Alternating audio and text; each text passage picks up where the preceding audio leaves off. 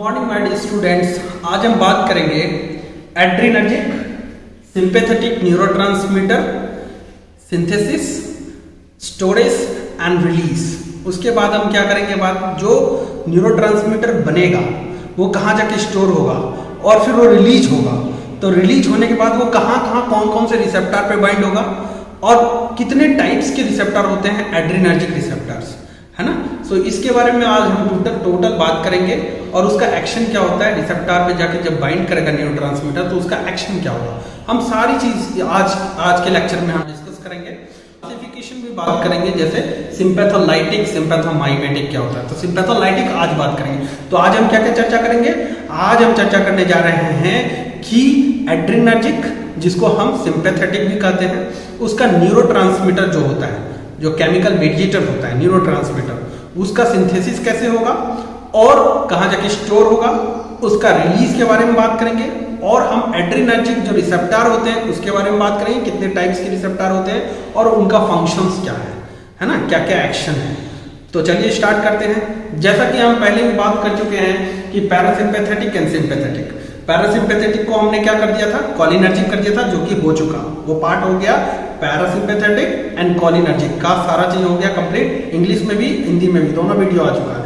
आज हम बात करने जा रहे हैं एड्रीनर्जिक और सिंपैथेटिक। सो अब हम इसको स्टार्ट करने जा रहे हैं। स्टार्ट कैसे करते हैं, तो एग्जांपल याद रखिए, उससे थोड़ा सा इजी होगा समझने में। क्या एग्जांपल रखेंगे ध्यान में, तो जब हम पैरासिम्पैथेटिक में रिलैक्स रहते हैं और जब सिंपैथेटिक नर्वस सिस्टम एक्टिवेट होता है तो हम स्ट्रेस में रहते हैं।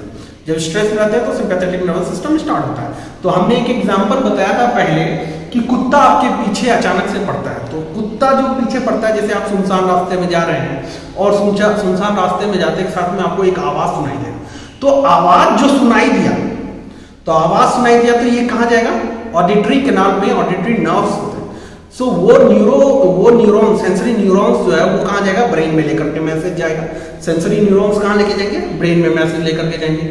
फिर जो हमको सुनाई दिया तो हम पीछे पलट करके देखेंगे, तो पीछे पलट के देखेंगे तो आंख से देखें तो वहां क्या है, ऑप्टिक न्यूरॉन्स जो होता है, सेंसरी न्यूरॉन्स होते हैं। तो वो भी क्या देखने के बाद मैसेज भेजेगा किसको, ब्रेन को, कि ऐसा देख लिए। अब फिर पुराना कोई मेमोरी फीड होता है कि किसी को कुत्ता काटा हो या कभी प्रीवियसली किसी को कोई ऐसा भगाया हो, दौड़ाया हो कुत्ता, तो वो वाला जो डर होता है उसका भी स्टोर होता है, मेमोरी फीड रहता है कॉर्टेक्स में। तो वो भी मैसेज भेजेगा, किसको भेजेगा, एक इमोशनल सेंटर है, उस सेंटर का नाम है लिम्बिक सिस्टम। क्या नाम है, लिम्बिक सिस्टम। वो लिम्बिक सिस्टम है, देखिए यहाँ पर जो एक नंबर सेंटर जो टेम्पोरल लोब में है, वो टेम्पोरल लोब किसके लिए है, जो सुना। फिर यहाँ पर दूसरा लोब जो ऑप्टिक सेंटर है वो जो देखा, और ये कॉर्टिकल रीजन थर्ड वाला सेंटर जो है वो पीछे का प्रीवियस मेमोरी, वो तीनों फायर करेगा किससे, लिम्बिक सिस्टम पे। अब ये लिम्बिक सिस्टम पर फायर कैसे करेगा, तो लिम्बिक सिस्टम जो है वो अपना क्या होगा, स्टिमुलेट कर देगा किसको, हाइपोथैलेमस को, मतलब वो आगे प्रोसीड करेगा, वो चैनलाइज है। तो लिम्बिक सिस्टम किसको कर देगा, मैसेज देगा किसको, हाइपोथैलेमस को। हाइपोथैलेमस के दो पार्ट होते हैं, एक होता है एंटेरियर पार्ट, एक होता है पोस्टेरोलैटरल पार्ट। ठीक है, यहाँ पर देखिए, ये है पोस्टेरोलैटरल पार्ट, ये है एंटेरियर पार्ट। तो पोस्टेरोलैटरल पार्ट जो होता है वो रिस्पॉन्सिबल होता है सिंपैथेटिक नर्वस सिस्टम एक्टिवेशन के लिए, वेयर एज एंटेरियर पार्ट जो होता है वो क्या होता है, पैरासिम्पैथेटिक नर्वस सिस्टम एक्टिवेशन के लिए रिस्पॉन्सिबल होता है। तो देखिए, तो ये जो लिम्बिक सिस्टम ने फायर किया, तो लिम्बिक सिस्टम जो है किसको एक्टिवेट करेगा, अगर सिंपैथेटिक नर्वस सिस्टम एक्टिवेट करना है तो पोस्टेरोलैटरल पार्ट ऑफ द हाइपोथैलेमस को एक्टिवेट करेगा और एंटेरियर पार्ट को डीएक्टिवेट करेगा। ठीक है, साइमल्टेनियसली ये दोनों काम कर रहा है, एक को एक्टिवेट करेगा, दूसरे को डीएक्टिवेट करेगा। तो सिंपैथेटिक नर्वस सिस्टम आउटफ्लो होगा, तो जैसे ही पोस्टेरोलैटरल पार्ट एक्टिवेट होगा, ये क्या करेगा, पॉलीन्यूरोनल डिसेंडिंग पाथवे जो है एक्टिवेट कर देगा। ये क्या कर देगा, पॉलीन्यूरोनल डिसेंडिंग पाथवे, जो न्यूरॉन्स एक दूसरे से पॉली जुड़ा रहता है उसको एक्टिवेट कर देगा। तो अब ये क्या होगा, मोटर न्यूरॉन्स ये जाएगा नीचे की तरफ, और जैसे ही नीचे की तरफ जाएगा तो यहाँ पर आपको पता है कि हमारा सिंपैथेटिक आउटफ्लो कहाँ होता है, सिंपैथेटिक आउटफ्लो थोरैको-लंबर रीजन से होगा, थोरैको-लंबर रीजन से सिंपैथेटिक आउटफ्लो निकलेगा। ठीक है, वेयर पैरासिम्पैथेटिक में क्या होता है, क्रेनियोसैक्रल, ध्यान रखेंगे सो थोरैको एक लेकर के न्यूरॉन्स चल रहे हैं। सपोज दैट ये न्यूरॉन्स है, थोरैको का T4 ले लिया हमने, सो T4 T5 ले लिया, तो इसका न्यूरॉन्स देखिए यहाँ पर। अब हम देखेंगे कि कैसे एड्रिनर्जिक और सिंपैथेटिक न्यूरोट्रांसमीटर का सिंथेसिस हो रहा है और उसका कैसे स्टोरेज हो रहा है और उसका रिलीज कैसे हो रहा है। देखिए सिंथेसिस होने के लिए जो हम खाना खाते हैं जैसे दूध हो गया, है ना, जैसे फिश हो गया, जैसे चिकन हो गया, जैसे मिल्क हो गया, ठीक है ना, जो खाना पीना खाते हैं हम, जो फूड लेते हैं, वो हम उसमें क्या होता है, एक स्पेसिफिक टाइप का टायरोसिन एमिनो एसिड पाया जाता है। क्या पाया जाता है? टायरोसिन पाया जाता है। टायरोसिन कहाँ पाया जाता है?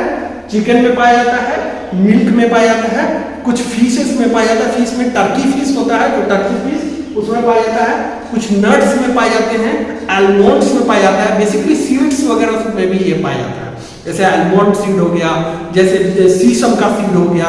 सो दीज सीड्स में ये पाए जाते हैं। कौन? टायरोसिन। ठीक है, टायरोसिन क्या है? एमिनो एसिड है। तो हम खाना खाते हैं तो वो कहाँ जाएगा? हमारे पेट में गया। अब पेट से फिर क्या हुआ? वहां पर से इंटेस्टाइनल में एब्जॉर्प्शन होगा। सो टायरोसिन क्या होगा? एब्जॉर्ब हो जाएगा। एब्जॉर्ब होने के बाद कहां जाएगा? वो सिस्टेमिक सर्कुलेशन में जाएगा, ब्लड में जाएगा। तो ब्लड में गया, एब्जॉर्ब होने के बाद ब्लड में गया, क्या? टायरोसिन। क्या है टायरोसिन? Amino acid. अब ये एमिनो एसिड ब्लड में सर्कुलेट हुआ। अब जैसे ही हमारा सिंपैथेटिक आउटफ्लो होगा, ऐसे पहले से भी स्टोर करके रखता है, लेकिन सिंपैथेटिक आउटफ्लो के दौरान में एब्जॉर्प्शन और ज्यादा हो जाता है न्यूरॉन्स में। तो देखिए ये न्यूरॉन्स में इसका एक पंप होता है जिसको कहते हैं टायरोसिन पंप। टायरोसिन पंप के थ्रू टायरोसिन अंदर चला गया। अब ये टायरोसिन अंदर गया तो tyrosine will convert into the dopa. Tyrosine किस में कन्वर्ट हो जाएगा? डोपा में। कौन करवाएगा? Tyrosine hydroxylase enzyme. Tyrosine hydroxylase enzyme जो है वो टायरोसिन एमिनो एसिड्स को क्या करेगा? किस में कन्वर्ट करवाएगा? डोपा में। ठीक है, अब डोपा कन्वर्ट हो जाएगा डोपामाइन में। और डोपामाइन किसके कौन कन्वर्ट करवाएगा? Dopa D carboxylase enzyme. याद रखेंगे हमेशा, डोपा डी कार्बोक्सिलेज एंजाइम्स के द्वारा डोपा कन्वर्ट होता है डोपामाइन में।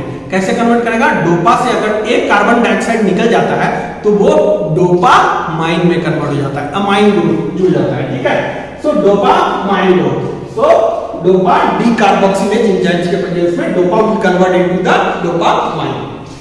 ओके, अब डोपामाइन जो है वो क्या होगा? डोपामाइन जाकर के सीधे वेसिकल्स में जाएगा। अब यहाँ एक बड़ा इंटरेस्टिंग सा जवाब क्वेश्चन है, क्या डोपामाइन क्या बाहर में रह सकता है? क्या ये अमाइन ग्रुप ज्यादा देर तक बाहर में नहीं रह सकता है? क्यों नहीं रह सकता? क्योंकि यहाँ पर है माओ एक एंजाइम पाया जाता है जो मोनो अमीनो ऑक्सीडेज एक एंजाइम है जो कि क्या करेगा? अमीनो ग्रुप कंटेनिंग, जो ये चूंकि क्या है? कैटाकोलामाइन है। कैटाकोलामाइन क्या होता है? डोपामाइन का स्ट्रक्चर देखिए यहाँ पर। कैटाकोलामाइन चलिए मैं दिखाता हूँ यहाँ पे। ये कैटाकोल रिंग में OH और ये OH CH2 CH और NH2। ठीक है, तो ये कैटाकोल रिंग हो गया और ये अमाइन ग्रुप हो गया। द कैटाकोलामीन में catechol ring associated with the amine group is called catecholamine. अब ये माओ जो होता है मोनो अमीनो ऑक्सीडेज, ये क्या करते हैं? अमीनो ग्रुप वाला कैटाकोलामाइन को ये ऑक्सीडाइज कर देगा, है ना, तोड़ देगा, ब्रेक डाउन कर देगा, ऑक्सीडाइज कर देगा। ऑक्सीडाइज करने से इसका क्या हो जाएगा? कम हो जाएगा। तो यहाँ पर कम हो जाएगा, समझ गया ना?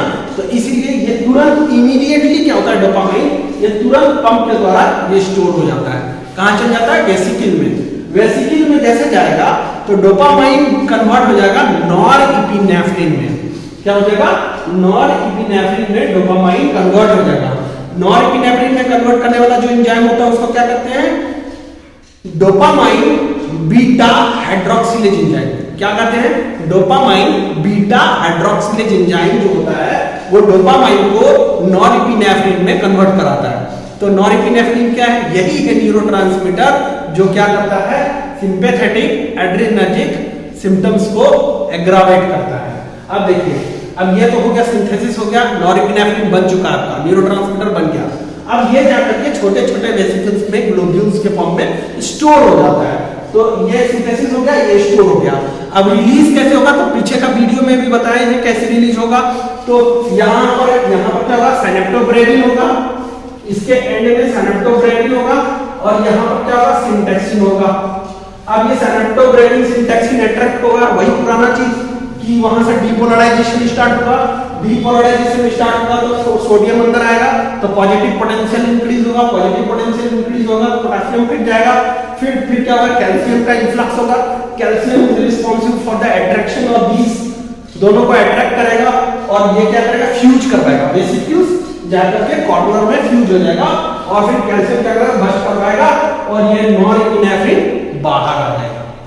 तो ये रिलीज हो गया, नॉरएपिनेफ्रिन का रिलीज हो गया, ये दोनों अट्रैक्ट करेगा, ये जाएगा कॉर्नर में, और कॉर्नर में जाकर कैल्शियम इसको बस्ट करेगा, ये बाहर आ जाएगा।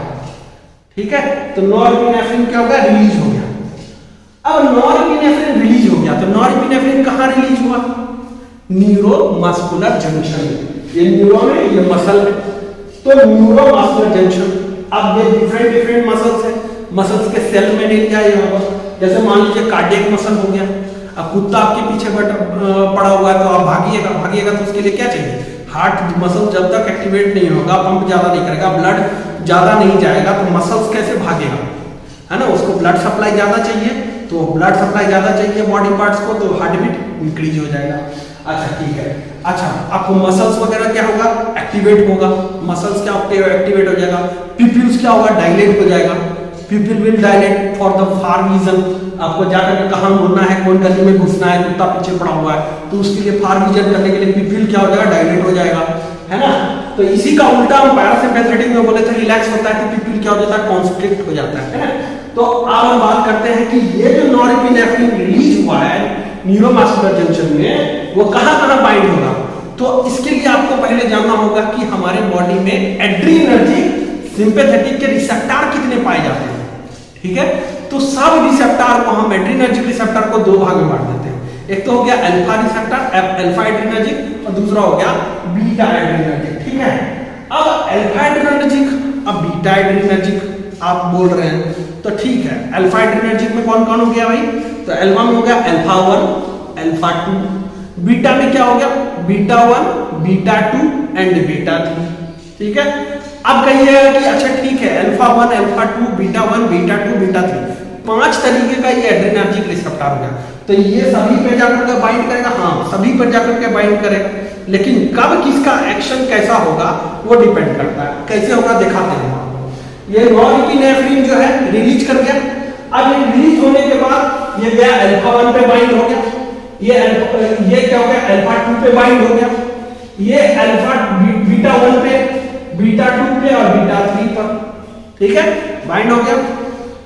अब हम बात करते हैं कि ये अल्फा 1 पर जो बाइंड हुआ, तो अल्फा 1 का मैकेनिज्म क्या है, उसका नेचर क्या है, तो अल्फा 1 का नेचर स्टिमुलेशन का है, वो स्टिमुलेट करता है ना, ब्लड वेसल्स में पाया जाता है और कहां, किडनी में पाया जाता है, तो वो स्टिमुलेशन का करेगा। स्टिमुलेशन कैसे करेगा सर, तो उसका मैकेनिज्म क्या होगा, तो जीक्यू सिस्टम है, हमारे पुराने वीडियो में देख लीजिए जीक्यू सिस्टम कैसे एक्टिवेट होता है। तो अल्फा 1 किसके थ्रू जाएगा, जीक्यू सिस्टम का, जीक्यू सिस्टम मतलब IP3 DAG पाथवे को फॉलो करेगा और वैसे स्टिमुलेट करेगा ऑर्गन को। फिर बीटा 1 क्या करेगा, बीटा 1 भी स्टिमुलेटरी नेचर है, तो वो क्या करेगा भाई, बीटा 1 क्या करेगा, बीटा 1 GS सिस्टम को करेगा, GS सिस्टम के थ्रू करेगा, GS सिस्टम भी पीछे का वीडियो में दिया हुआ है, आप देख लीजिए GS सिस्टम क्या होता है। GS सिस्टम स्टिमुलेट करेगा, बीटा कहां पाया जाता है, हार्ट में पाया जाता है। ठीक है, बीटा 2 जो है, बीटा 2 भी क्या है, बीटा 2, बीटा 1, बीटा 2, बीटा 3 तीनों GS system stimulatory nature. Alpha 1 क्या है, स्टिमुलेटरी GQ है, और अल्फा 2 क्या है, इनहिबिटरी है, वो इनहिबिट करता है। तो अभी नॉरएपिनेफ्रिन जो है और कुत्ता पीछे पड़ा हुआ है, तो आपका नॉरएपिनेफ्रिन जो रिलीज हो रहा है वो ऑर्गन सिस्टम में जाकर के इसको स्टिमुलेट किया, इसको स्टिमुलेट किया, इसको स्टिमुलेट किया, इसको स्टिमुलेट किया। ठीक है, कर दिया इसको स्टिमुलेट, किसको किसको किया, अल्फा 1, बीटा 1, बीटा 2, बीटा 3।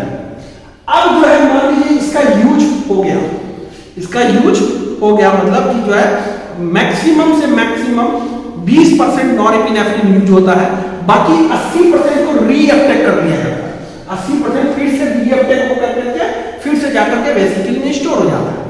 तो 20% तक यूज करने के बाद कुत्ता तो हमेशा पीछे पड़ा नहीं रहेगा, वो कहीं ना कहीं तो छोड़ेगा ना। आप कहीं ना कहीं बैठिएगा तो आप शांत होइएगा, तो शांत होइएगा तो कैसे शांत होइएगा? शांत होने के लिए ये क्या है, नॉरएपिनेफ्रिन जो है ये इस पे बाइंड कर देता है, किस पे? अल्फा 2 को। ये अल्फा 2 को भी स्टिमुलेट कर देगा। अल्फा 2 स्टिमुलेट अगर करेगा तो अल्फा 2 इनहिबिटरी नेचर है, तो वो तो इनहिबिट करेगा ना सिस्टम को, तो ये टोटली इनहिबिट करता है, तो इसका लेवल कम होने लगता है। किसका लेवल?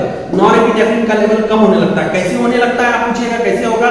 इसको अगर स्टिमुलेट कीजिएगा तो ये स्टिमुलेट करेगा। किसी का प्रवृत्ति है चोरी करना, तो आप उसको बढ़ावा दीजिएगा तो और चोरी करेगा।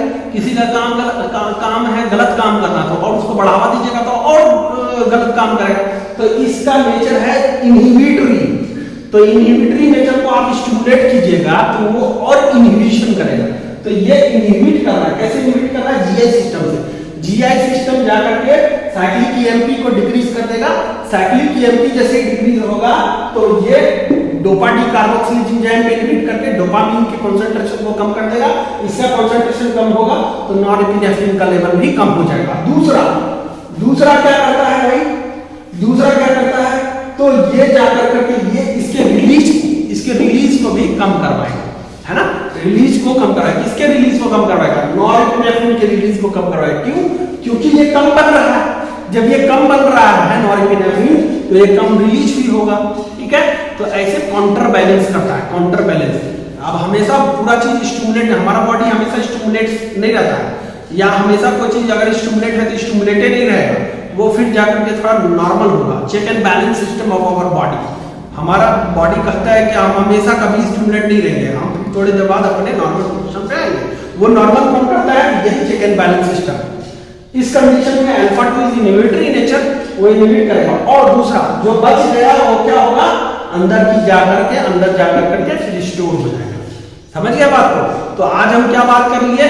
आज हम बात कर लिए कि कैसे हमारा पहले हम बात की कि सिंपैथेटिक नर्वस सिस्टम कैसे एक्टिवेट होता है ना? सो फायर होता है सेंसरी न्यूरॉन्स का लिम्बिक सिस्टम में। लिम्बिक सिस्टम से हाइपोथैलेमस में भी कौन सा?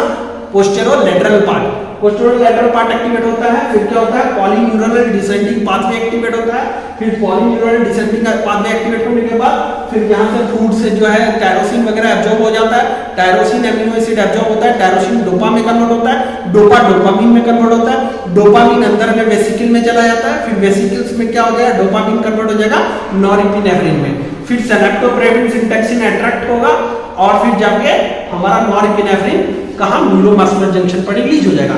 रिलीज होने के बाद ये डिफरेंट रिसेप्टर पे बाइंड हो जाएगा। 5 तरीके के रिसेप्टर हमने पढ़ा, alpha 1, alpha 2, beta 1, beta 2, beta 3। Okay, alpha 1 क्या है? Stimulatory nature. अल्फा 2 क्या है? Inhibitory nature. और बीटा 1, बीटा 2, बीटा 3 क्या है? Stimulatory nature. अल्फा 1 का मैकेनिज्म क्या होगा? जीक्यू सिस्टम को फॉलो करेगा।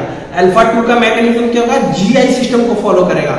और बीटा 1, बीटा 2, बीटा 3 क्या चीज को फॉलो करेगा? जीएस सिस्टम को फॉलो करेगा। इसी के साथ में ये सभा समाप्त करते हैं। अब अगले लेक्चर में हम क्या करेंगे? हम सिंपैथोलाइटिक माने ड्रग्स के बारे में हम क्लासिफिकेशन करेंगे। इसी डायग्राम में हम एग्जांपल करके दिखाएंगे ताकि इजी लगे आपको, है ना? सो जो ड्रग, ऐसा ड्रग जो नॉरएपिनेफ्रिन के लेवल को बढ़ा दे उसको क्या कहेंगे? सिंपैथोमाइमेटिक, मतलब सिंपैथेटिक एक्टिविटी को मिमिक कर रहा है, बढ़ा रहा है उसको, तो सिंपैथोमाइमेटिक। और जो नॉरएपिनेफ्रिन के लेवल को डिक्रीज कर दे, घटा दे, उसको क्या कहेंगे? सिंपैथोलाइटिक, घटा रहा है, सिंपैथोलाइटिक एक्टिविटी कहेंगे। तो सबसे पहले हम सिंपैथोलाइटिक देख लेंगे, फिर सिंपैथोमाइमेटिक देख लेंगे, ठीक है? अगले लेक्चर में हम क्या करेंगे? सिंपैथोलाइटिक देखेंगे। इसी डायग्राम में आपको बना करके दिखाएंगे, ठीक है? धन्यवाद, तब तक के लिए धन्यवाद।